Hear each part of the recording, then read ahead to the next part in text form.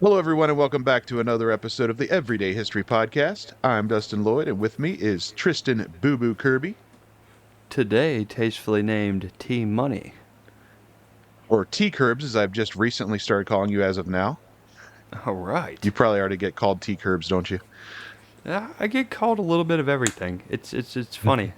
Depending on where I was at in my life, people call me different things, and I run into them now, and they still call me that. So I have like a million nicknames. But of Oh, course, you've okay, always yeah, known me as Boo Boo. Boo Boo. And as you know, everyone always calls me asshole. I sure don't. No, you don't. Before we get started with revealing today's topic, because you don't know what it is yet, Never do. we're going to plug our Patreon. Just go to patreon.com/everydayhistorypodcast. I'm not going to say anything more than that, other than we don't have any subscribers. So once you subscribe, start releasing exclusive content for you and you alone if you're the only one subscribing. Please give us money. $3 a month, that's all it costs. Some everyday history ASMR for you. Hi, guys. Anyway, today's topic is a history of something you can use to sign up to our Patreon with. Do you think Oh. you know what it is now? Would that be credit card? Credit cards and debit cards.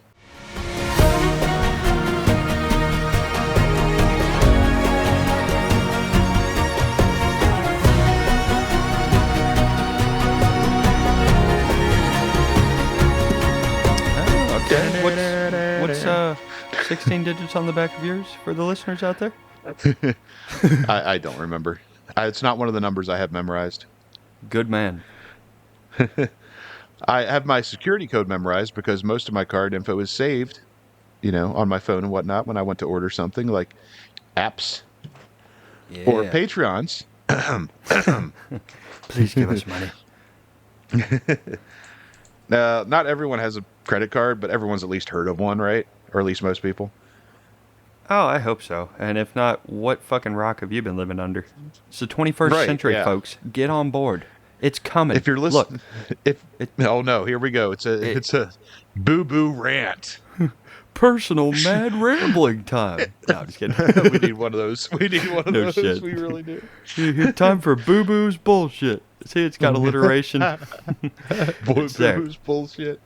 Look, folks, whether you like it or not, tangible funds are a thing of the past. Digital currency is already here, and it's on the forefront.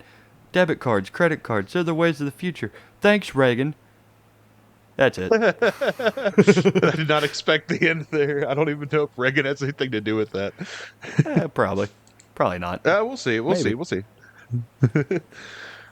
So if you have been living under a rock and don't know what a credit card is, we're going to give you a general description.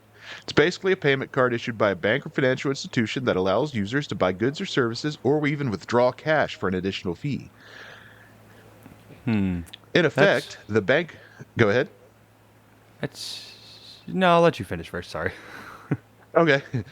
So, in effect, the bank or institute that issues the card essentially fronts the funds for said purchase, and the card holder pays back the debt to the entity, titty, that fronted the funds.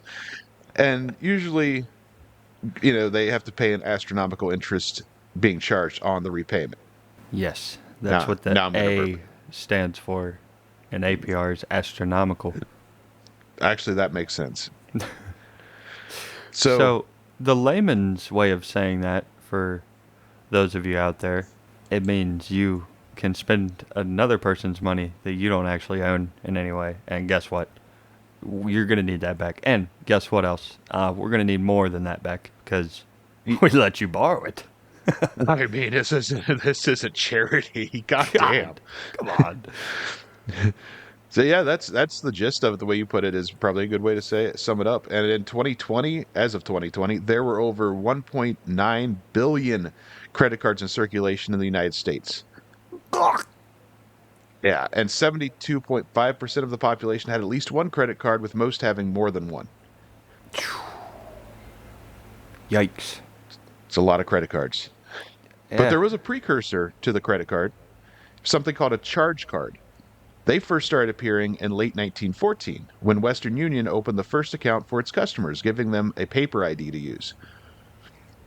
Now, these were more like running up a tab, so it was like a line of credit that could only be usable to the company issuing them. So it was like if the John C. Bullshit Company gave you a line of credit, you could only use that credit there.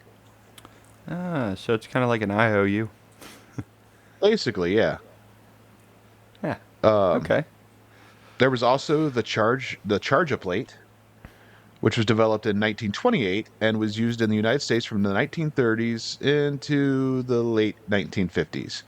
Basically, a piece of metal about the size of dog tags, so kind of small, and they had the customer's name, address, and stuff embossed on the back of it. And it also had a little piece of paper inside of it that for a signature. So when the purchase is made with it, it would be put into a device to make a copy of it called an imprinter, which is basically, like I said, a primitive copy machine, and it would just create a charge slip with all of the relevant information for the purchase. And some businesses actually kept the cards on file for customers instead of the customers keeping the cards. And they would retrieve it and make copies when a charge was made by said customer. Huh. Wow. So, if we fast forward a bit to 1934, American Airlines and the Air Transport Association created the Air Travel Card. Ooh. Sounds very generic, honestly. It sounds like it's to the point. Yeah, it's an air travel card. What more do you want, asshole? What do you think you use it for, you stupid fuck? Jesus. Air travel. God. Jeez. It's in the name. Fuck. It would allow users to fly to. Well, hold on, I fucked that spelling all up. Oh, I see. Okay. So it was basically allow flyers to buy now, but pay back later for an airline ticket. So it was, whatever. But they would get a 15% discount through any of the accepting airlines. So it was kind of cool like that.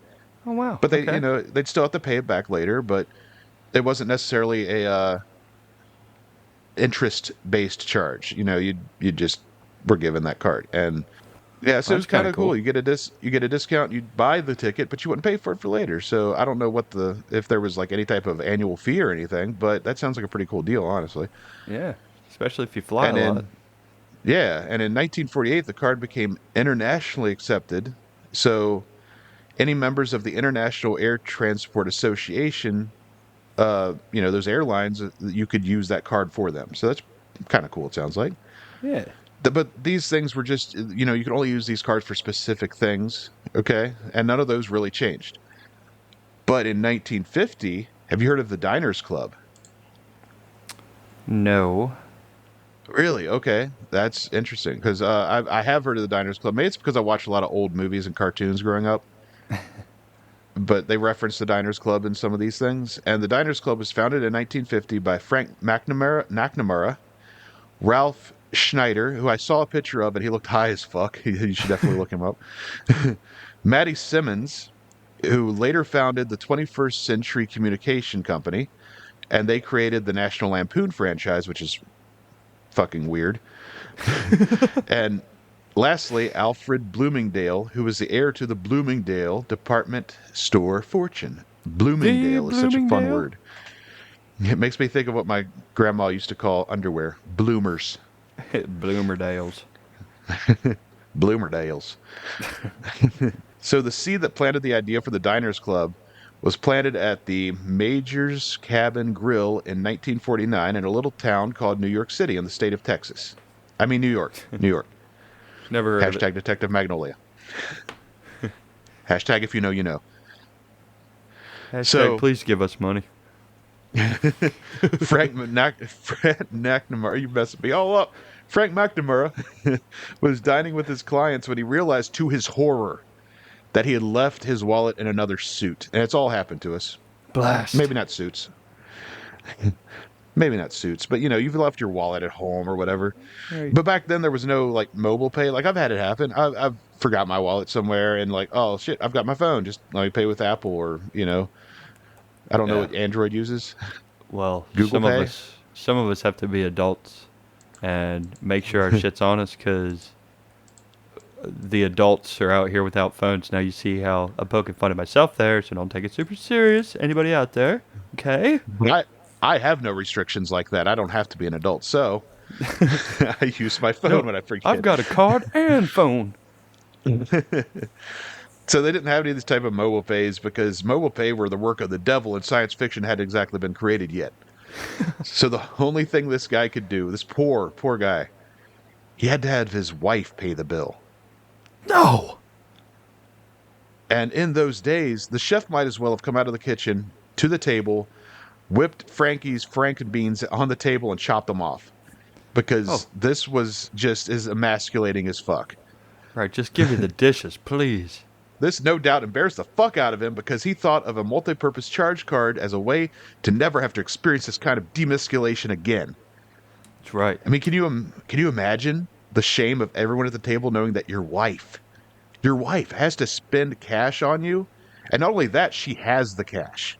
And she's willing to cover it because you forgot your wallet. Right. Forgot, quote unquote. And my God, she might have even thought they were equals. Gross. Yeah. What the heck? Of course, we're being sarcastic, but there's a stigma in society about that kind of thing, especially then, I guess. Yeah. I don't know. It still kind of lingers. I think the last time I went to Applebee's, this older waitress insisted on giving me the bill, even though, yeah, I didn't have no money. I was with my wife at the time, and Oh, she insists upon it. the wife kind of got all offended, rightfully so. She's the one that fucking said what the check was gonna be. It's like, hey, the woman's doing the talking here, pal.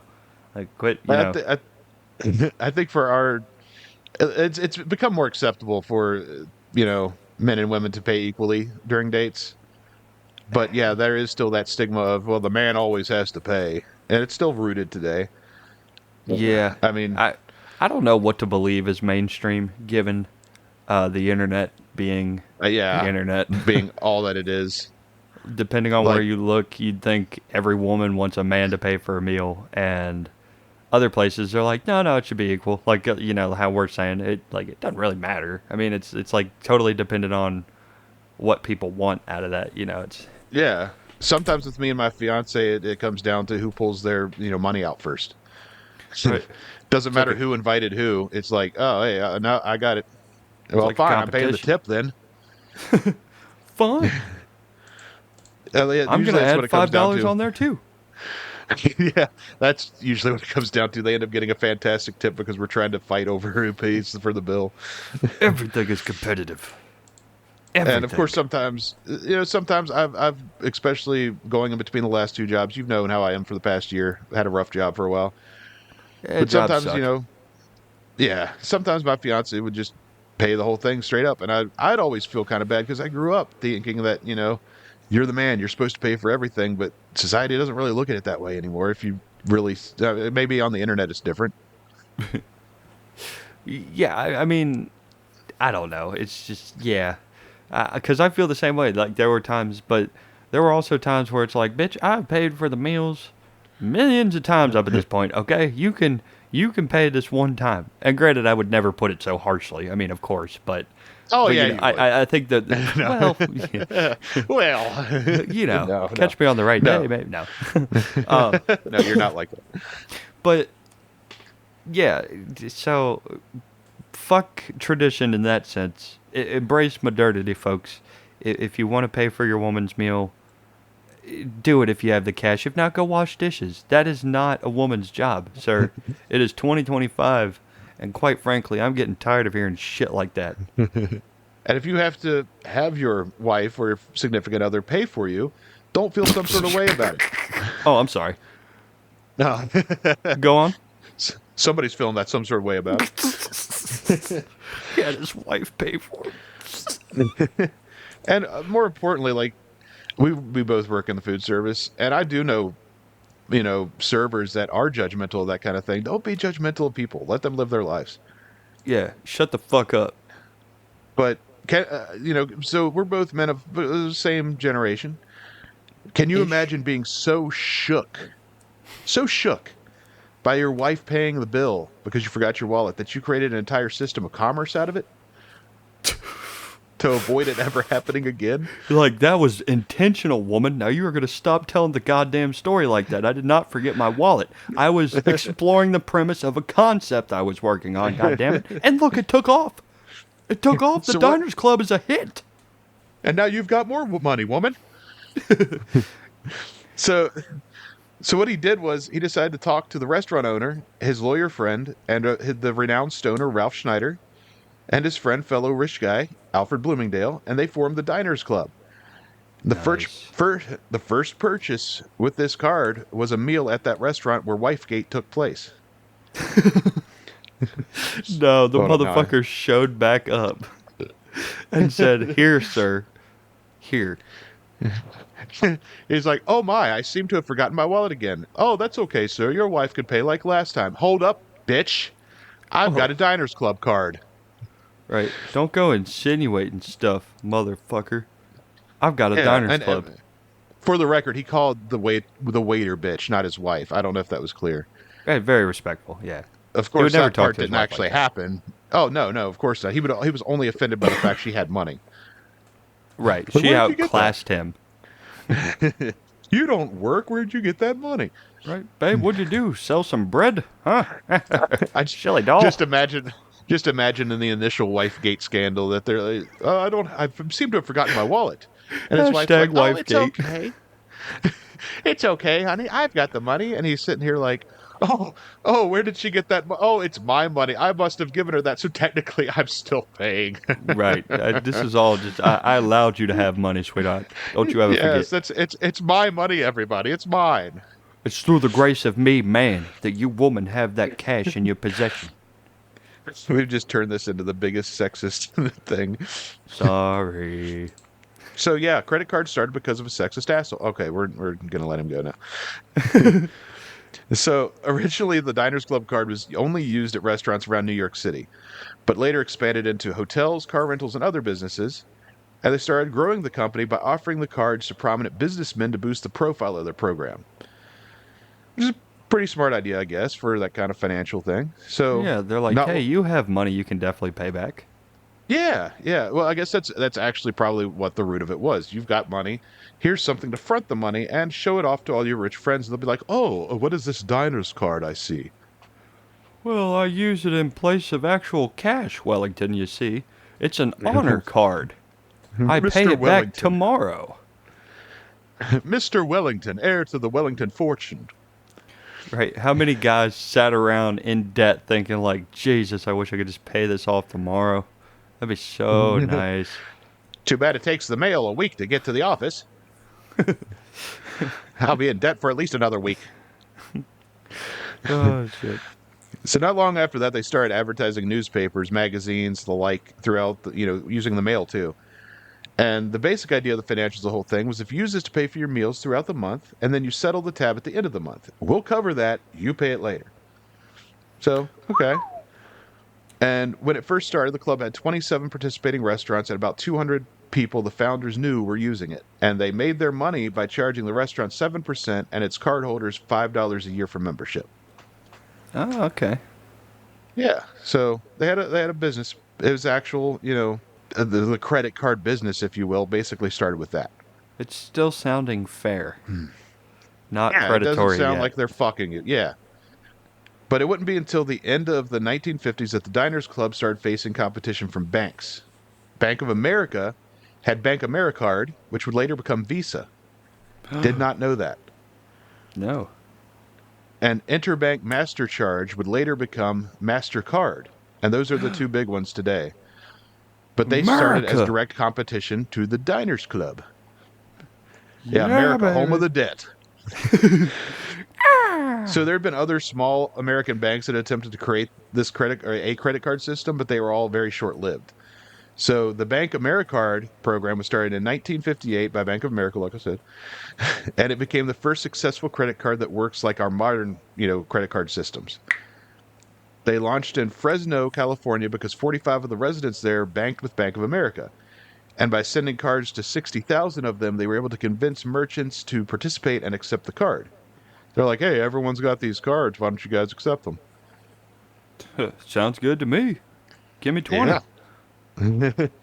They gradually licensed the program to other banks. So, the local bank down the street would start, cooperating and using these cards too. Like they'd be franchised out, pretty much. But they eventually, in 1976, decided to license it all under one brand, and that's when it became Visa. Ah, I have a And that's Visa. I think I've got one too. What are the So digits on the back? Just so we can uh, compare. I believe they are fuck you. By the way, send us all of your credit card information if you're listening right now. Yeah, please, hashtag please give us money, please. Please. We want to quit our jobs so bad. I just want to sit and So, talk on the internet. That'd be fun.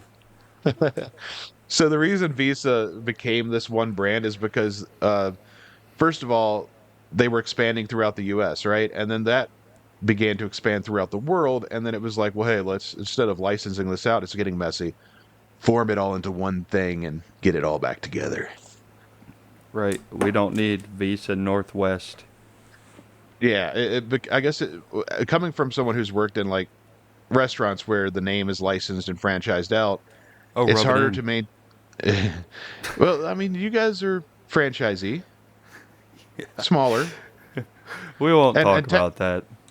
and technically, my job is only corporate. We don't franchise. So, but working at places that have franchised out, it becomes harder to control your standards, right? Like the standard of quality Right. to the business in general is harder when you've licensed out the ownership to licensees, franchisees. Right. So I guess that's why they probably pulled it all back together. You know, it's easier to maintain the whole thing. But Right. in 1966, a group of banks established a competitor to Bank of America when they started the Master Charge program, which became, as you know, MasterCard. MasterCard. It received a major boost to its growth when Citibank merged its program, the Everything Card, into MasterCharge in 1969. Nice. All right. Huh. Wow, I think I completely forgot something. Oh, no. Uh, Yep. emergency improv. All right, no, I got it written here. Okay, Oh, so all never right. mind. So before we go forward, because you were talking about the predatory side of credit cards, which there is a side to, we're not going to whitewash this and make it sound like, oh, we only talk about the nice things of everything we talk about No, here. it's There is a fucking dark horrible. side to Credit's credit card. stupid. You should never get a credit card, folks. Don't do it. I'm not. This does not represent the Everyday History podcast collectively, but me, Tristan Kirby. Yeah, don't do it. I personally endorse. Do not get a credit card. So I'm on the opposite spectrum of that, where I say yes because, and I'll tell you why. Tell you why. Okay. Okay. I have had credit cards in the past. I have had problems with them in the past because of bad financial situations where it's on me. I use them, right? But the reason I originally got a credit card was because it's the quickest way to build your credit. And the easiest way to do that is, like my dad had told me when I got one, is only use it for something you're already going to spend cash on, hold that cash and pay it off at the end of the month. And in doing so, Yeah. you build your credit. But yes, I agree with you, because if anything goes wrong, like just deciding to splurge, or for example, in my case, like financial situations put me in a spot where I'm like, oh, I've got this credit card, and I can just pay it back. It's okay. Right. Right. Right. The thing, it's easy to get out of control, especially when you're not having the money coming in. So yes, I agree, and I agree that it's not just black or white is the thing. I guess is what I'm saying. It's not just good and evil. Well, I feel like you're either financially irresponsible or you're not, and I think that Yes, part and is and pretty I'm black not. and white. Well, Yes, I'm and not either, what? but Excuse me. I like I don't know. I I do believe that the bad side, the predatory side, outweighs the good for sure. Now I had to do a lot of work on my end, not in the good way, to get to where I only get the predatory offers. So, in the vein of fairness, I will say if you're responsible, do it because you're right. It is a good way to build your credit, but I would say that with a caveat. I would advise a secured credit card because that's your money that Yes. you put up and you that's like collateral. They're not going to hurt you as bad as if you're just straight borrowing money with no sort of collateral towards it other than, "Hey, I've paid my credit back before." And Yeah. With a secured, what you're talking about is basically like loaning yourself money, right, right. And, as and opposed to a company loaning you money and expecting 29 point something percent every month in interest.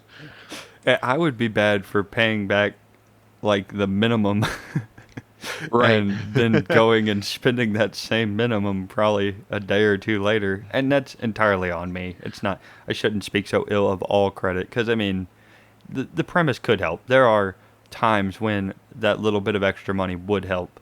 But my problem was I always looked at it like I've got this card worth this amount. And while it's not actually in my budget, yeah, it is. I mean, it's there. I can make it in my budget. Yeah, that was the train I, of thought that I had when I had issues with it. So I I had get to it, do and I shit like agree. leave it at home, like not carry it in my wallet and stuff, because it's like I lack discipline. The way I broke my pattern of it was to just take the card and slice it in half. Broke it in half. That works too.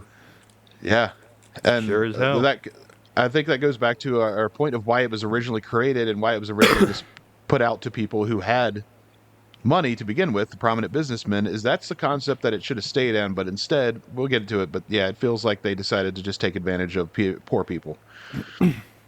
But Yeah. what I forgot here, because we went off on this tangent and it's probably edited out because we kind of, not the whole tangent, but the whole fact that I missed a whole section of what I'd written down. We're gonna have to go back to Wifegate for a second. So, of course, if you're listening to this and if you've gotten this far, you have to have remembered the Wifegate thing we talked about 5 minutes ago. There was something I found in my research that disputes that story. So I feel like I should definitely bring it up and we shouldn't just skip over it. Yeah, that'd be cherry picking. Yeah, so back to Wifegate. Uh, and take this with a grain of salt, too. And this is why I almost didn't even include it, and that's probably why I forgot about it. Because I did some research on this episode, and I did some research to find out more about that restaurant that the Diners Club first took place in to see if it was still open for one, to find out the history of that, because I love adding as much useless information into these episodes as I can. What I found on Reddit, so keep, grain of salt, on Reddit, I found a menu from this place that was from that time frame. The person who posted it claims that her grandfather owned the restaurant. Ooh. Now, I didn't reach out to this person because it'd be just really fucking creepy just to reach out to a random Redditor, right? Like, just cold message them. You So instead, I probably stalked their probably public. wouldn't be the creepiest person that messaged him though. Sorry. That's true. So instead, I stalked their public profile because that seemed less invasive. Anyway, they had some circumstantial things in their profile that was unrelated to this that indicated that they grew up in that area. They everything seemed to check out. That even for some reason, I forget why, there was some context to it. They posted their grandmother on that side's or death certificate because they wanted answers to like what the autopsy meant or something like that. And from what I remember, the last name matched the owner. So it Ooh. seems like this might legitimately be the grandchild of the owner of the restaurant where this happened. So if this person happens to be listening, I'm sure they won't. Reach out to us if we're wrong. Feel free to Hello. contact us to correct anything. Feel free to contact us if you want any of this removed, by the way, too. Because, Mm-mm. like I said, I did not reach out, and I felt it would have been really creepy just to randomly message someone and be like, hey, I heard your grandfather owned this. I'm doing a podcast. In hindsight, it probably wouldn't have been that creepy, but... So, in a comment on that post with the menu, they say that the official story about the wallet being forgotten at home and whatnot was complete bullshit according to her grandmother. Ah. That story was made up as a way to create publicity for this card. Oh So, no! Like, has this ever happened to you before? yeah, God basically. damn it! So, like I said, can't find any solid evidence that this is legit, but I thought it was worth adding because if we're going to show any sides of the story, we should show all sides of it, right? Yeah, probably. Yeah, so take it with a grain of salt. And like I said, if the poster is listening to this and you feel like validating it or you feel like telling me to take this off, we will absolutely do it. We're not trying to invade anyone's privacy or anything like that. That's why I didn't link a Reddit person's name or anything like that. Not going to do all that. Now A we way get to to be move on. respectful.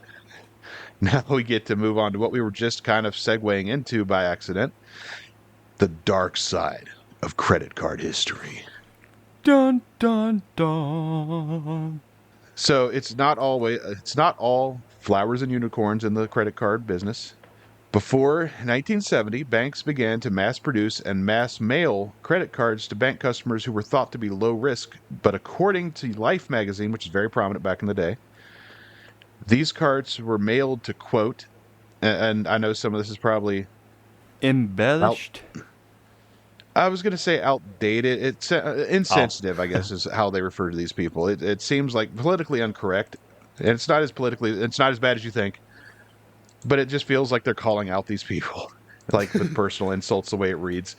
But I'm going to read it the way I quote or way it was quoted. It says these cards were mailed out to unemployable people, drunks, addicts, and to compulsive debtors. So basically, Oh, people who were predispositioned to stay in debt when presented with a system to contribute to the cycle of addiction and poverty, right? damn it. Yes. Like anyone who's struggling with addiction, with whether it be to, and addiction can cover lots of things. Alcohol, it can cover gambling, of course, drugs. You could be addicted to anything, really, like as long as it's something that you just can't stop doing. And compulsive debtors, people who just can't help, but they've got to. I know people like this that they've got to live above their means. They got to keep up Yes. with the Joneses, you know. Right, right. So yeah, people that can't, that don't have that fiscal responsibility, or Hello. or the restraint, I guess is what it was. They Hello. were basically giving them these giving them these cards and saying, "Here, have at it," which is Thank you. that predatory. You know, yeah, yeah. Don't thank them. So President Lyndon Johnson's special assistant Betty Furness Oh. compared the practice to giving sugar to diabetics. Oh, Like God. that, yeah, like yeah. Like you're But evil. so these mass mailings were known as drops in bingo or banking and bingo in banking lingo It's or canon. bingo, if you will. And they were made illegal in 1970 due to the financial chaos they left in their wake. Like it was bad because unfortunately, by the time that law was in effect, approximately 100,000, sorry, approximately 100 million credit cards have been distributed to the U.S. population in this manner. Uh-oh. So, like, whether you're high risk or not, here's a card. Have fun Right. Make sure to pay us back, you little fuck. with interest. Thank God debtor's court is not a thing. Except for child support. So, debit cards, which, credit card, debit cards are a lot different because you're Yeah. using your own money. It's basically in lieu of a check. You know, you have the Yeah. money, you just have it in the bank. Society's And a it, be- little too high paced for checkbooks. Now. and it became a convenient way to exchange money in the late 70s, early 80s. Like I said, in lieu of writing a check. And they were initially, of course, only available to rich bank clients who had a long history with said bank. Probably for the best. I feel like maybe, I don't know. I don't know if they had like overdraft fees and such back then. Probably so, but Yeah, I've also been poor my whole definitely life, so I might just be a hater. same. Debit cards don't come with that inherent risk that like credit cards do, though, as we both know. Right, Like you're right. using your own money instead of taking a loan, so you don't have, unless you go to a ATM that's outside of your bank's network. Yeah, you might have to pay a fee. You might get hit with overdraft fees, but in the end of the day, you're using your own money. Overdraft fees Right. are a whole other thing. I think that's bullshit because they know how much money you've got. They shouldn't allow you to overdraft. Right, just tell me no. Yeah, exactly. Stop punishing me for my ignorance. So the first ever debit card was issued in 1966 by the Bank of Delaware, but the technology was still in its infancy. That's why they didn't become a convenient way and a more popular way until the late 1970s. Damn. So historically, banks and credit unions were the only ones who would issue these cards, but over time, retailers began issuing them as well, like in the form of prepaid credit cards powered by Visa or MasterCard. And we've all used those. I think, what is it, a brand called Vanilla that has like the you can use it anywhere debit or prepaid debit card, gift card? Um, I I don't think know. it is. We'll say it is. I know they got an ice cream cone and it makes me hungry every time I see it. Vanilla. And I'm not an ice cream fan. I just want ice cream every time I see their logo. So the biggest perk of these debit cards is that you no longer had to carry a checkbook at every store and waste valuable time filling out a check. Have you ever had to use a check? I think I've wrote a check maybe once or twice, Okay, I paying wasn't sure bills. if you were of the generation where it became completely obsolete. Yeah, I learned in school how to do all this stuff, and I've used it a couple Oh, times. okay. Yeah, I haven't made had to write one in many years, thankfully. Yeah, it's been quite a while. It's probably been close to 10 years. Yeah, I was gonna say it's probably been about the same. I think that was around the time that they started really phasing them out for bills and stuff. Maybe further back, but we live out in the middle of Virginia and Yeah, middle of the finally got on country. board with all You that know, e-payment stuff. Thank God. I just heard of internet last year. So yeah, checks are. I haven't had to use a check in a long time. So yeah, they really have helped with phasing that out and making bills so much easier to pay. Like it's so Yeah. much easier to use my debit card than to have to write a check to Then there's pay the my issue phone of bill. auto pay, which is something for another A day. crime and a travesty. The other upside to debit cards, which I never thought of, is they made traveling easier. Like before credit card. Sorry. Before debit cards were widespread, travelers would have to stock up in traveler's checks or foreign currency to purchase items in foreign countries. But debit cards basically erase that idea. Like you're good. You just swipe your card. I mean, you might get contacted by your bank if you don't notify them that you're going to be, in some foreign country, but Right. overall a lot easier than having to stock up on a bunch of checks and exchanging currency at wherever you have to exchange currency at. I've never traveled overseas or into foreign countries. I did once, and it was pretty easy. Oh, They who asked also you? let you pay in dollars. Well, no one. No, No I'm one. joking. No, I'm joking. So yeah, where you went, they let you pay in American money too. Yeah. Oh, okay. Freedom bills. Right. They're like, hell yeah, we like that. It's better than pesos. So this episode isn't about checks, but I thought since we brought it up, I would go into a little brief history of it because I was wondering. Okay, so we know where the debit and the credit cards came from, the charge cards, all that. How far back does the check go, though? How far indeed? I'm So gonna how guess far back do you Rome. think? Okay, that's a good guess. A good guess. That's what I would have assumed because Rome. I don't know when you think of like not modern economy but strong economies of the ancient times. Rome seemed to be a little bit more advanced than most cultures that I can remember. Yeah. It was such a large empire, right? So it was easier to make things more elaborate and streamlined, I guess, at the same time. And so you'd think they'd have like a system of checks. But according to what I found, there's evidence that a check like system was being used in India as far back as 321 BC. Oh wow. Yeah.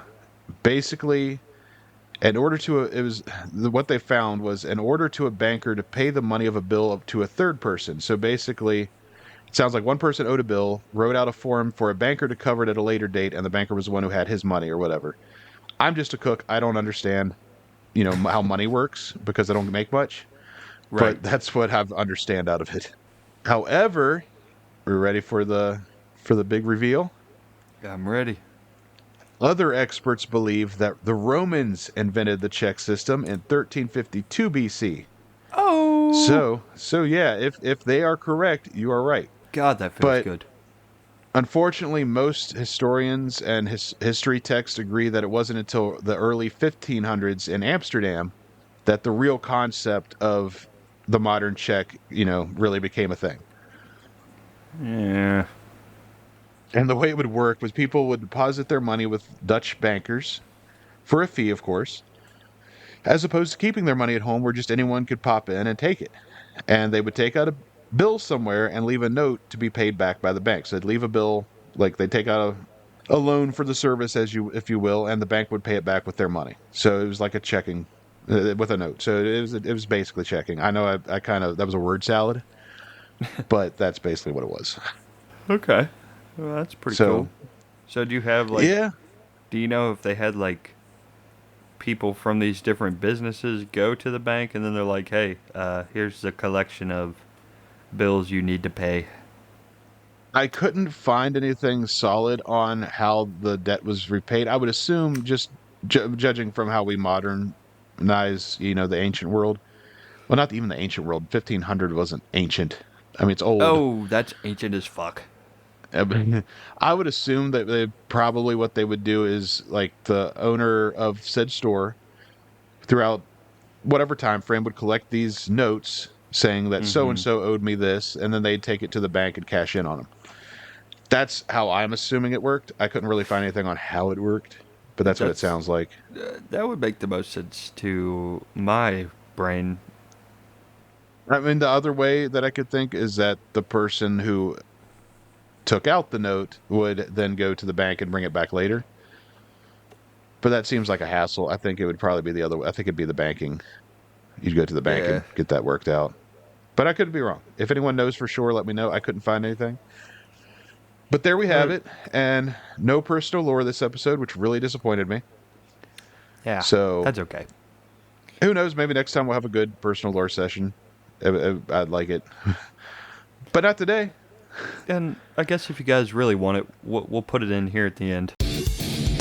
It's personal lore time.